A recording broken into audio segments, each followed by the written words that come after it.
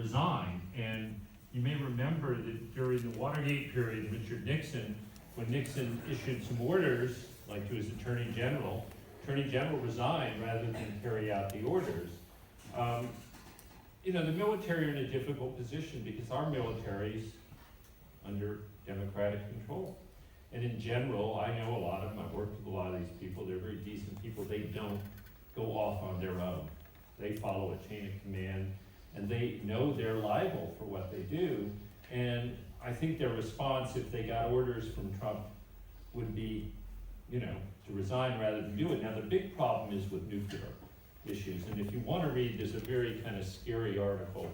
It's in the New York Times today by a man named Bruce Blair, that when he was very young, he was a Air Force nuclear code operator in a silo out in like North Dakota.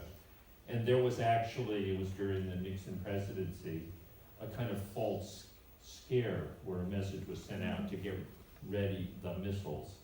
And they were doing what they were told, assuming the president was in control. Actually, Nixon was drunk that night and wasn't even in control. It was someone else.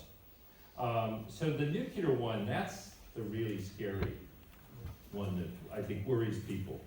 And that's why that's a powerful argument, because if you're in a submarine or in a silo and you get through the secret channels, this order, you tend to, you don't assume the president's going crazy, you tend to assume it's a legal order which you are trained to carry out. So that is a seriously scary scenario. And I think that may be one of the things that dooms his presidency.